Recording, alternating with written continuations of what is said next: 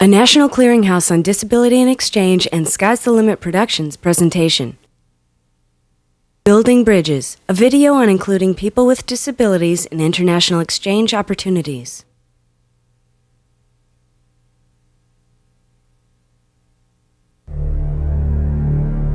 If you're not including people with disabilities in your international programs, here's what you're missing.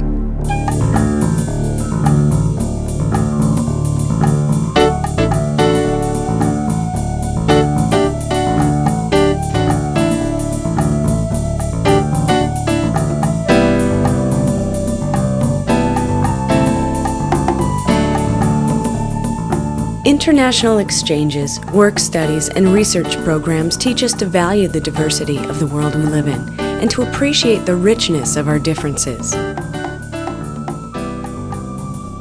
But often people with disabilities are not included in these programs because of a simple lack of understanding about how to do so. As is the case with all international travel, situations arise that require some planning and problem solving. The same is true for making your program accessible to people with disabilities. It's important for people with disabilities to be part of exchange groups for the same reason that it's important for them to be involved in every other aspect of, employment, travel, recreation. International exchange is a really valuable personal development thing. It's a valuable thing for nations to learn about each other, to smooth out differences, to learn about other cultures.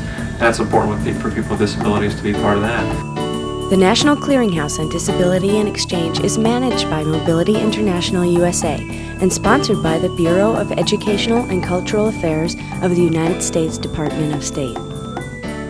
The sole purpose of the Clearinghouse is to open up a world of international opportunities to people with disabilities.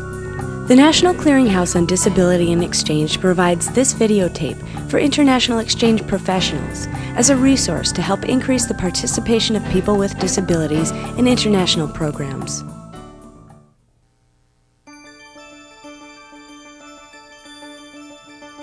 The first step to include people with disabilities in your program is to get the word out that your program is an option.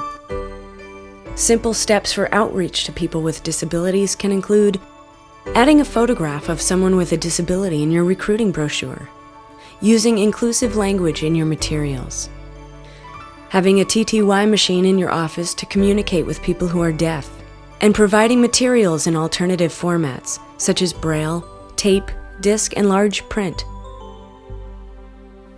Locate someone in your community as a disability partner.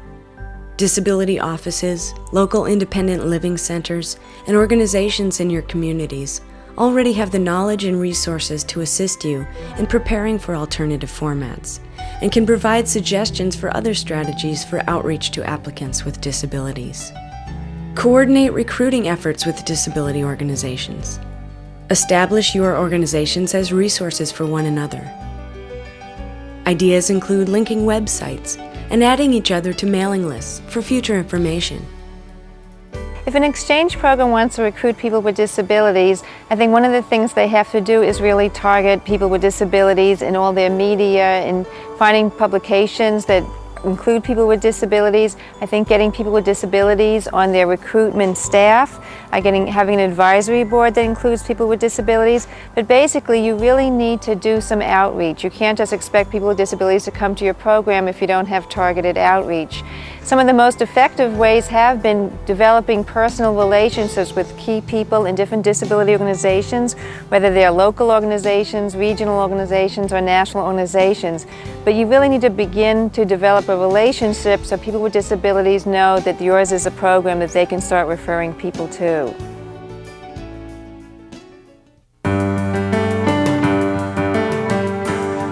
Many of your programs may include a homestay experience. To find homestay families for participants who have disabilities, first thing I did was go to the disabled community here in Eugene, and there are a lot of people here who are disabled, and I kind of went to them and asked them to ask their friends, and I went to a rehab center that we have here and put out the word through that. There's an Easter Seal organization here and another group for people who've had head injuries. There are recreation groups for people who've had disabilities. So I just went through the phone book and found all the organizations that had anything to do with disability. I also just went to the general community. So I went to churches, I went to synagogues, I went to community groups, I went through the Rotary Club, I put notices in newsletters, I went and talked to the congregation. I put notices on the radio, and we actually got a couple families from our public radio station. Many people with disabilities do not require any changes to their environment. But there are many low-cost, easy alternatives to make an environment accessible for those that do need it. These solutions can be made with readily available materials. I find that their concerns were the same as mine. They were worried that I wouldn't like them and that they wouldn't like me, and they had to build a ramp to the front of their house, and they sort of worried that it was going to be too steep or not wide enough. So they waited until they met me to measure my chair up, and then built it from there. So it's a great ramp. The kids love it. They skateboard all over it. The main thing that I need is just a few alterations in the environment to make it so that I can be fully independent. For me, what that means is a bathroom that I can get into and get to the toilet, a toilet that fits my raised toilet seat, and a shower that I can fit my bath bench into.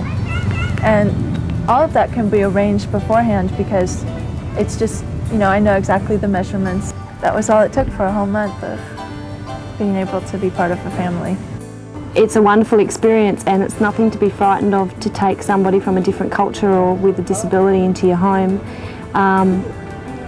And it's like, if your house isn't purely accessible, then that doesn't mean that somebody with a disability can't live there. It just means that you have to talk it out between that person and someone who can build a ramp or put in a bath raiser or something. There's usually a way around it, and it's just a great time. You get to learn so much about each other.